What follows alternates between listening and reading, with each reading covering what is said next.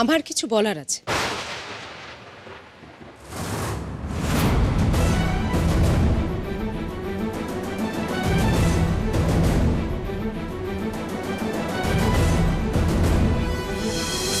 আমি মঞ্চে আসছি।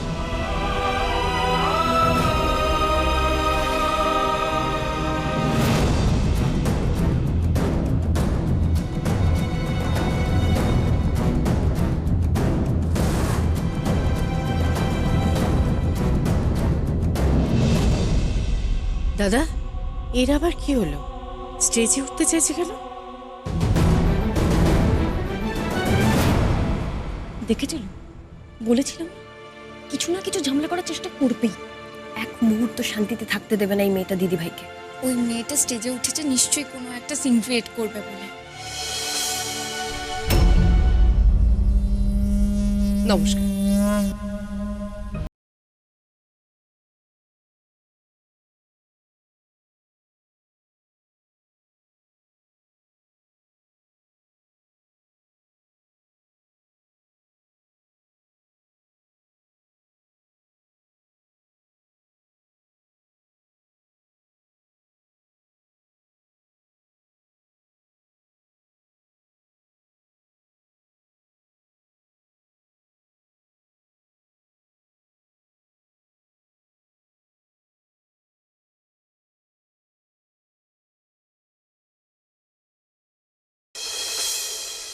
এবার মনে হচ্ছে আগ্নেয়গিরি জেগে উঠেছে। এতক্ষণ এখানে বসে ফুসছিল, এখন ওখানে গিয়ে সব ওগড়াবে। একটু চুপ করো না, ভালো এন্টারটেনমেন্ট চলছে, একটু দেখতে দাও না। ডক্টর লাহিড়ী খুব খচে গেছিল ডক্টর মৈত্র আর ওনার বউয়ের লাভ স্টোরি দেখে। সমস্ত ডক্টর এবং মেডিকেল পেশার সাথে যুক্ত সকলকে আজকে ডক্টরস ডে অনেক অনেক শুভেচ্ছা, অনেক ভালোবাসা এবং অভিনন্দন। আমি আজ ভীষণ খুশি। আমি আজ সত্যি খুব খুশি হয়েছি যে আজকের এই বিশেষ দিনটা আমাদের হসপিটালের পক্ষ থেকে ডক্টর অনুভব মৈত্রকে সম্মান জানানো হয়েছে, তাকে অভিনন্দন জানানো হয়েছে। সত্যি তো, অনুভবের থেকে যোগ্য আর কেই বা আছে এই সম্মান পাওয়ার জন্য। সরি, আমি অনুভবকে ডক্টর অনুভব মৈত্র না বলে আবার অনুভব বলে ফেলেছি। I am really sorry. Actually এই হলে উপস্থিত অনেকেই হয়তো জানেন আমার সঙ্গে অনুভবের সুদীর্ঘ যোগাযোগের কথা।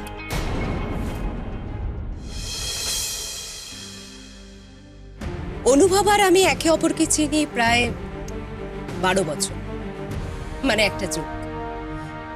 অনুভব আমার কলেজে সিনিয়র ছিল। অনুভব আমার খুব ভালো বন্ধু। অনুভব আমার একজন ফিলোসফার, আমার গাইড, আমার খুব কাছের একজন বন্ধু ছিল। অনুভব যদি না থাকতো তাহলে আমার তো মনে হয় আমার ডক্টর হওয়া হতোই না। ওই কঠিন সিলেবাসগুলো পেরিয়ে আমার তো মাঝে মাঝে মনেই হতো যে আমি হয়তো কোনোদিন ডক্টর হতে পারবো না, কিন্তু সেই কঠিন মুহূর্তগুলোয় অনুভব আমায় ভরসা দিয়েছে, আমায় সাহস জুগিয়েছে। এই হলে উপস্থিত অনেকেই হয়তো আমার থেকে বেশি অনুভবকে জানেন, এটুকু আমি নিশ্চিতভাবে বলতে পারি। ডক্টর মৈত্রের করা ইনসাল্ট কিভাবে ডক্টর দিয়া ফিরিয়ে দিচ্ছে বুঝতে পারছো? আমি অনুভবকে দেখেছি স্টুডেন্ট হিসেবে, আমি অনুভবকে দেখেছি ইন্টার্ন হিসেবে, আমি অনুভবকে দেখেছি জুনিয়র ডক্টর হিসেবে, এবং ধীরে ধীরে দেখেছি অনুভবকে ডক্টর অনুভব মৈত্র হয়ে উঠতে। প্রতিটা ধাপে, প্রতিটা পর্বে অনুভব নিজেকে প্রমাণ করেছে। অনুভবের জ্ঞান, অনুভবের একাগ্রতা, অনুভবের নেতৃত্ব দেওয়ার ক্ষমতা আমাদের প্রত্যেকটা মুহূর্তে ইন্সপায়ার করেছে।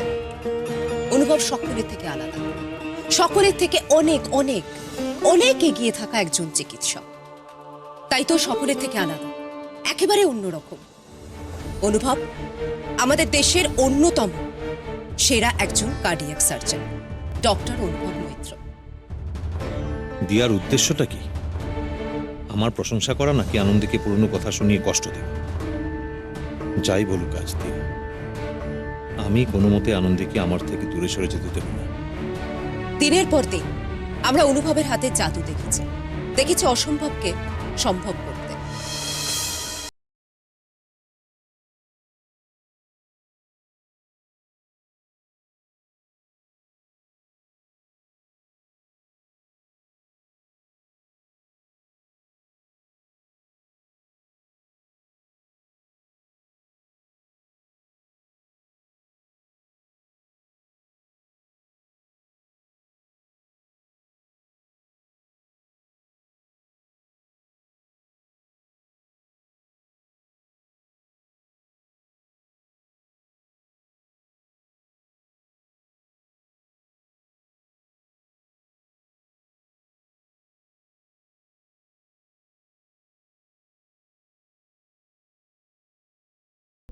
কিন্তু আজ আমার সত্যি অদ্ভুত আনন্দ হচ্ছে।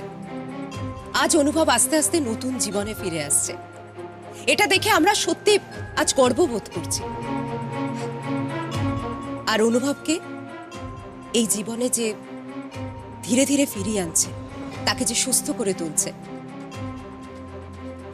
সে আর কেউই নয়, অনুভবের স্ত্রী আনন্দী। তার নিরলস পরিশ্রম সেবা অনুভবকে নতুন করে বাঁচতে শিখিয়েছে। তাই আজ আমি এখান থেকে তোমাদের দুজনকে জানাই আন্তরিক অভিনন্দন, অনেক অনেক শুভেচ্ছা, অনেক ভালোবাসা।